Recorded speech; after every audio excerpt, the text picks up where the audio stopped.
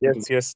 Thank you, Dr. Undi, for giving me this opportunity. I'll be actually introducing you to some new terms in digital imaging that is mostly related to surface disorders. So let's start off with LHEP. LHEP stands for lamellar hole associated epithelial proliferation. Now, this is described by Pang et al. In the year 2014. This refers to the presence of an abnormal reflective tissue on the retinal surface around lamellar macular holes. They're characteristically seen on spectral domain OCT. As you can see here, these represent the LHEP. And it's important to differentiate this from epiretinal membrane because they look very similar to epiretinal membranes. While epiretinal membranes are thin and highly reflective, and they are characterized by underlying, tractional retinal folds and cystoid changes, LHEP is characterized by thicker reflective tissue. They're seen around lamellar macular holes predominantly, and sometimes you can even see these deposits within the lamellar macular hole. And often they do not have any underlying tractional folds or cystoid changes. In practice, what I do is I look at this black and white images. If this is very useful to differentiate epithelial membrane from LHEP. The ERMs, they appear as these black, reflective lines, whereas LHEP, they appear as fleshy gray lesions. So this is a very useful way to differentiate this on the imaging. One should also know that this is not seen on clinical fundus photographs very clearly. One needs to resort to multicolor imaging, especially the blue reflectance. The blue reflectance picks up these proliferations very clearly. Now, why should you know about LHEP? Now, eyes, lamellar macular holes with LHEP, they have larger hole diameters, and more importantly, they have a high incidence of ellipsoid zone defects, and therefore poor vision when compared to lamellar macular holes without LHEP. If you look into the literature, if you look at the natural course of LHEP lesions, they kind of remain pretty stable for a pretty long time. Now, in terms of surgical outcomes, there are a lot of conflicting reports, but the general consensus is that surgery offers no great anatomical or visual outcomes in these patients. Now, surgery needs to be done if an LHEP is associated with a full thickness macular hole, or when you encounter a lamellar macular hole with LHEP progressing to a full thickness macular hole, or if there is a progressive visual loss or metamorphopsia associated. Now, what is described is that one should not be aggressively peeling at these membranes because what happens is this tissue is often connected to the outer and middle layers of the retina. So when you try to aggressively peel these membranes, you may end up converting a lamellar macular hole into a full thickness macular hole. These tissues have to be gently dissected, and around the fovea, one could see this perifoveal crown-like phenomenon. This is called the perifoveal crown. And there are also techniques where people have described that you just need to trim these at the edge of the hole margins and just leave it there. There are also techniques where they have embedded the LHEP along with the ILM into the lamellar macular holes. Now, though the term lamellar hole associated epiretinal proliferation is quite popular, the fact that they are seen not just in lamellar macular hole, they are seen in a lot of non-lamellar pathologies, hole pathologies, and the fact that immunohistochemistry studies have shown that they are primarily of Muller cell origin. A better term would be Muller cell proliferation. Now, coming to the next entity, central bokeh abnormalities. Now, central bokeh refers to a small circular island of sparsely arranged cones linked with specially arranged Muller cells called the Muller cell cone, which is described by Gass et al. Earlier. Now, there are two types of Muller cells. The central Muller cells are more vertically oriented when compared to the Z-shaped morphology of the parafoveal Muller cells. Now, whenever there is a surface traction that happens, the traction is, it goes on to the central Muller cells. And there are a lot of changes that happen in the central outer retinal region.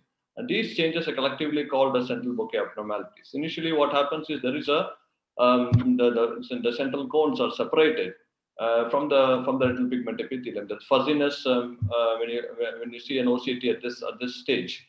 Later, what happens is there is subretinal fluid accumulation there, and later the photoreceptor debris accumulation that happens at this site, which is seen as widely formed deposits centrally.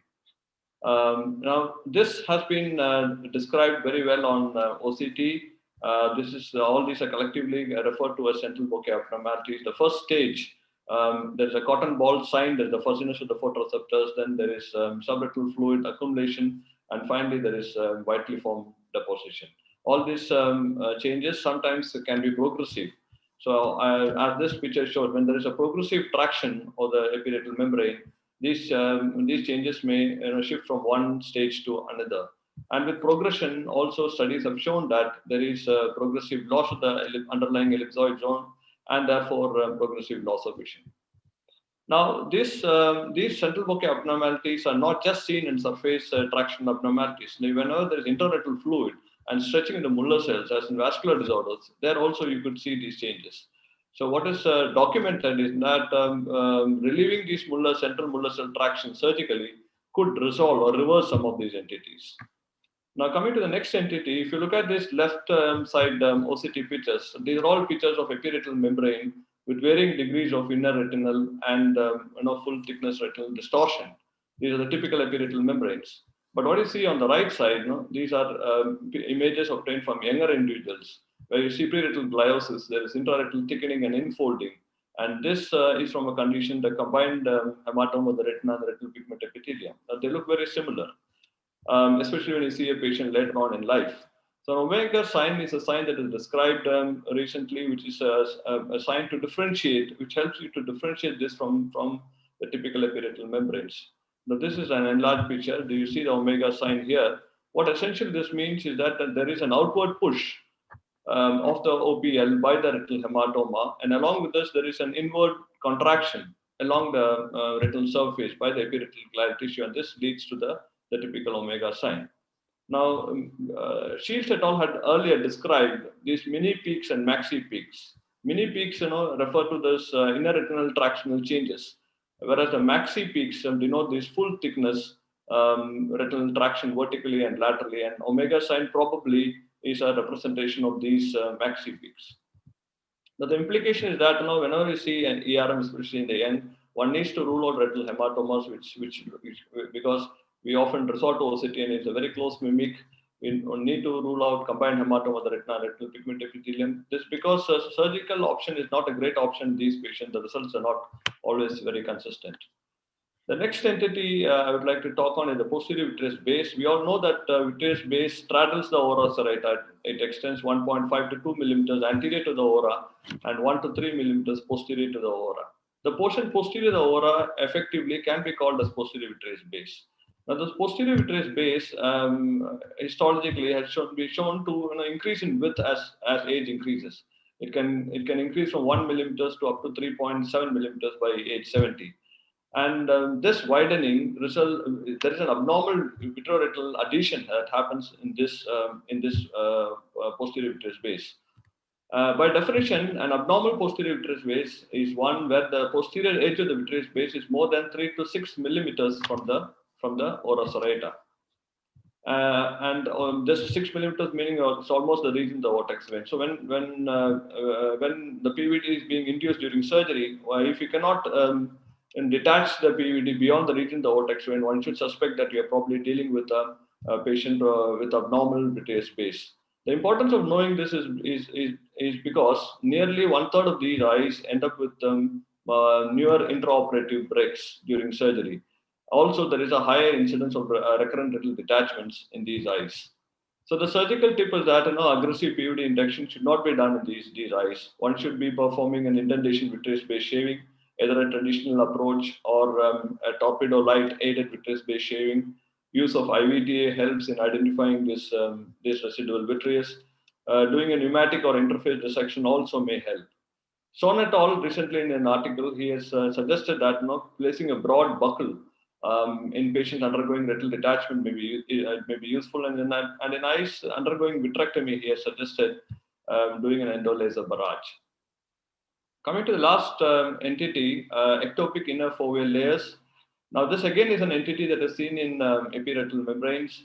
EIFEL is defined on the spectral domain OCT as a presence of a continuous hypo or a hyperreflective band extending from the inner nuclear layer and the inner plexiform layer across the central foveal region, and that's a catchword, the central foveal region.